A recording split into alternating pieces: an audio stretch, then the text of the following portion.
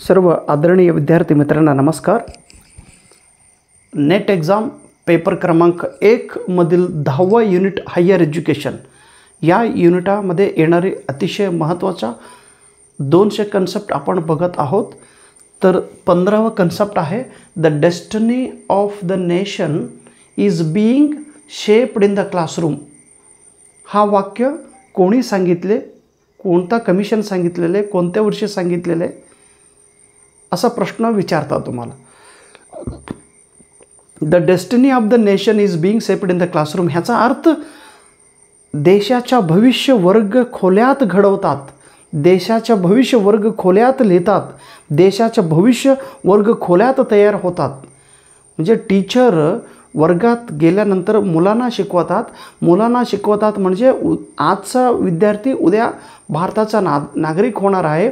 आज शिक्षक व्यवस्थित मुलांना शिकवलं, घडवलं तर तो विद्यार्थी अतिशय चांगला नागरिक तो बनेल आणि देशाचं नाव उज्ज्वल करेल। म्हणजे देशाचा भविष्य हा वर्ग खोल्यात निर्माण होत असतो आणि हे वर्ग खोल्यात देशाचे भविष्य लिहिणारे कोण आहे तर शिक्षक।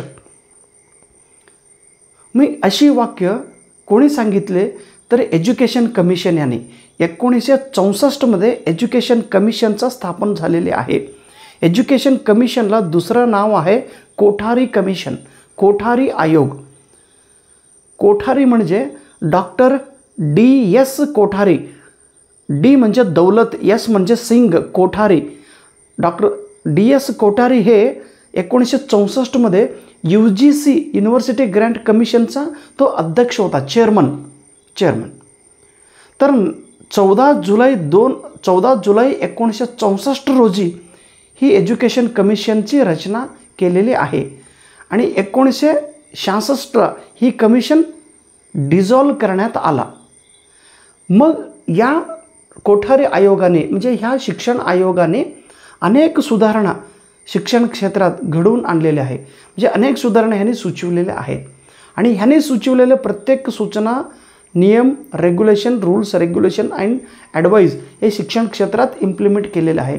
फक्त 2 शिक्षण विभागातील 2 विशेष भाग सोडून म्हणजे मेडिकल एज्युकेशन आणि लीगल एज्युकेशन म्हणजे कायदा आणि आरोग्य, मेडिकल आणि लीगल एज्युकेशन ह्या 2 क्षेत्र सोडून शिक्षण क्षेत्रातील इतर विभागात कोठारी आयोगाचा जो रिकमेंडेशन आहे तो स्वीकारलेले आहे। त्याच्यानंतर येतो एक नवीन कन्सेप्ट आहे, 16वा कन्सेप्ट आहे युनिव्हर्सिटी एज्युकेशन कमिशन। आता युनिव्हर्सिटी एज्युकेशन कमिशनला आपण डॉक्टर राधाकृष्णन कमिशन असेही आपण म्हणतो। हे 1948 रोजी भारत देश स्वतंत्र झाला हा शिक्षण आयोग स्थापन करण्यात आला। युनिव्हर्सिटी एज्युकेशन कमिशन यांनी UGC स्थापन करण्यासाठी रिकमेंड केलेले आहे। युनिव्हर्सिटी ग्रँट कमिशनचं स्थापना हे युनिव्हर्सिटी एज्युकेशन कमिशनमुळे झालेले आहे। NEP नॅशनल एज्युकेशन पॉलिसी 1986च्या वेळीसुद्धा सुरू झाला होता। National education policy national knowledge commission, राष्ट्रीय ज्ञान आयोग हे 2005 रोजी त्याचा रचना करण्यात आली।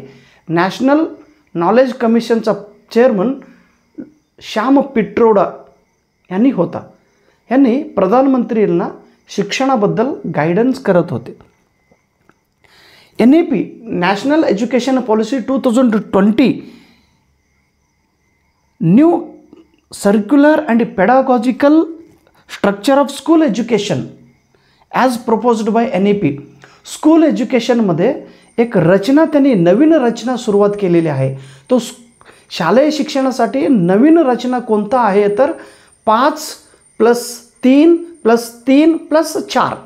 5 म्हणजे प्राथमिक विभाग, त्याच्यात अंगणवाडी म्हणजे बालवाडी, LKG, UKG आपण जे म्हणतो आणि पहिली आणि दुसरी हे 5 वर्ष हे पूर्व प्राथमिक। त्याच्यानंतर 3री, 4थी, 5वी ही एक गट आहे।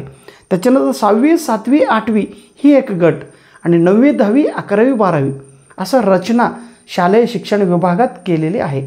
कोणता धोरणाप्रमाणे NEP 2020 प्रमाणे.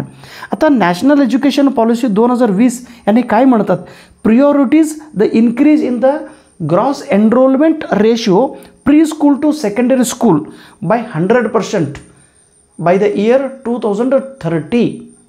NEP काय म्हणतात, प्री स्कूल ते सेकंडरी स्कूल लेवलपर्यंत ग्रॉस एनरोलमेंट रेशिओ म्हणजे ॲडमिशनचे प्रमाण 100% व्हायला पाहिजे.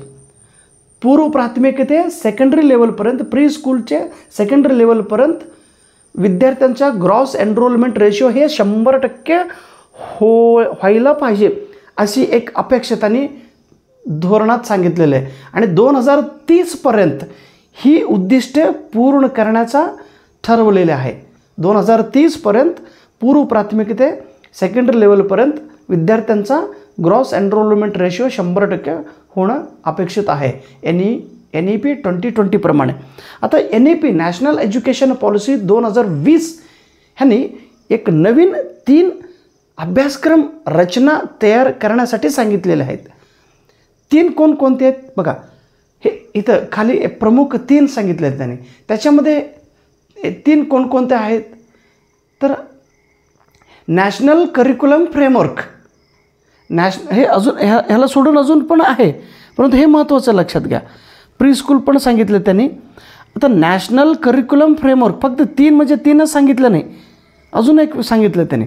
National curriculum framework for school education, national curriculum framework for adult education, national curriculum framework for teacher education अशी अभ्यासक्रम त्यांनी सुचवलेला आहे. Thank you so much. लिहिलेले पॉईंट्स व्यवस्थित लक्षात ठेवा आणि येणाऱ्या नेट एक्झाममध्ये will get 2 marks on this video.